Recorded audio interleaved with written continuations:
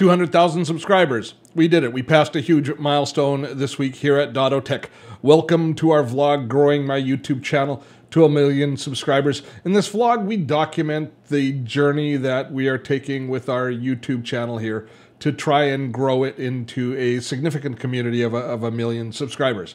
And I talk about the good and the bad that happens along the path. And today on the vlog, we've got a little bit of both. We've got a little bit of good, and we've got a little bit of bad in what I've learned in the milestones that we've passed this week as we are growing our vlog. Let's talk about the good, which is we passed the 200,000 subscriber mark. And I have to say, the second 100,000 subscribers happened a lot more quickly than did the first 100,000. They always say that, you know, your first, hitting 10,000 is easier than hitting 1,000. Hitting 100,000 is easier than hitting that 10,000 mark, and hitting 200,000 was easier than hitting the million. At least kind of the journey from 100,000 to 200,000 was easier. So each milestone, you kind of get a little bit more momentum and a little bit more traction underneath you. So yeah, it took significantly less time. It took us just a little over a year, I guess, to get our second 100,000 subscribers under our belt, which is great. It's terrific, but we're still a long ways off from the million. So just a big thanks to everybody who's helped us in supporting the channel. All of you who subscribe to the channel in making that happen. It's a little bit mind-boggling when you stop and you take a look at the analytics and you realize just how many people are viewing your videos and commenting on them and engaging with your community. It's a little bit humbling at times. And I'll tell you something else that's humbling. It's if you step a little bit outside of your lane on your YouTube channel. Now, last week, if you take a look on our channel, there's no vlog for this series for last week.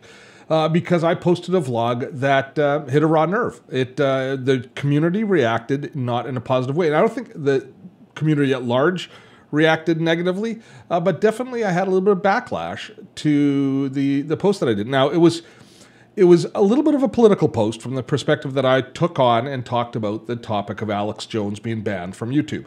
And I wanted to express that it wasn't necessarily just the fact that it was a political or a censorship move, but there was a business case behind it as far as YouTube was concerned.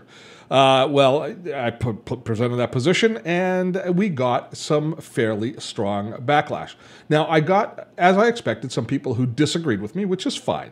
What I didn't expect was people to be so aggressive and people to be so bullying to a certain extent online, of actually attacking me and attacking my character as a result of stating this position. And that alone wouldn't have caused me to take the video down.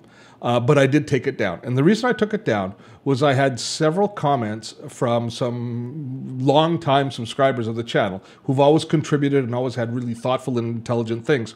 And they commented that they didn't come to the channel for political content. And that hit home. I didn't really intend the post to be political, but it was taken as that way for sure. I mean, there's no question that people did take it that way, and it quickly degenerated to a certain extent, which concerned me.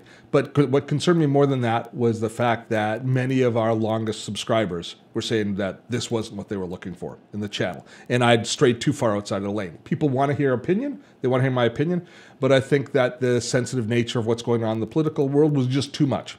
And that's a really powerful lesson, if you think about it, in growing your channel, is determining what comfort level you want to have. I think we all want to be interesting in creating our content. We want to create content which is engaging and interesting and shares our opinion and gives people pause to think and maybe look at things that are happening through a different lens and through a different way. And we've always done a very good job of doing that in the technology space and teaching people how to look at technology a little bit differently.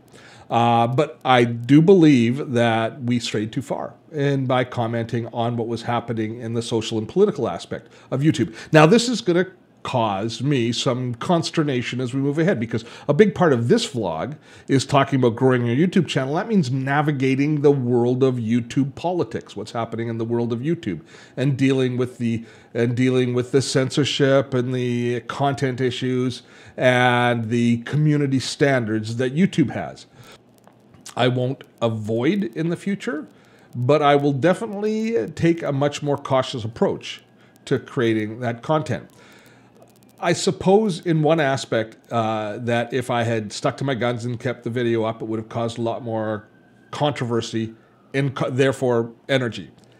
Negative comments, as far as YouTube is concerned, are as good as positive comments.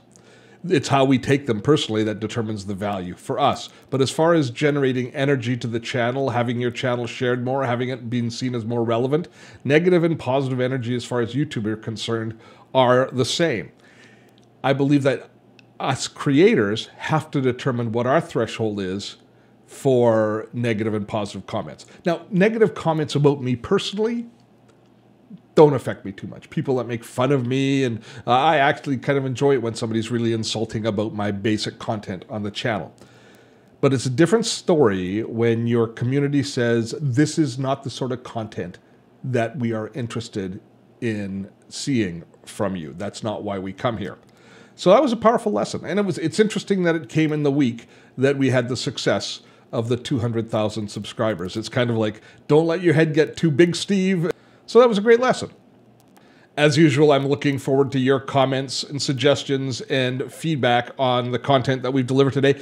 Let's keep it away from the commentary that I did last week about YouTube censorship and the business side of the censorship. But instead, let's talk about how YouTube content creators can stay in their lane and how they can remain engaging, remain interesting, and also remain true to themselves without alienating their community. And is it occasionally going to be necessary to alienate a percentage of your community? I think we do it occasionally as far as content mix. I know that, for example, in the technology side of our channel, I get a lot of people commenting saying, we'd like, and we would watch a lot more of your videos if you covered more Microsoft product and less Google product. And I made the strategic decision to focus more on Google than Microsoft, rather than by going deep on the topic, rather than spreading myself too thin. But that's a pretty easy decision.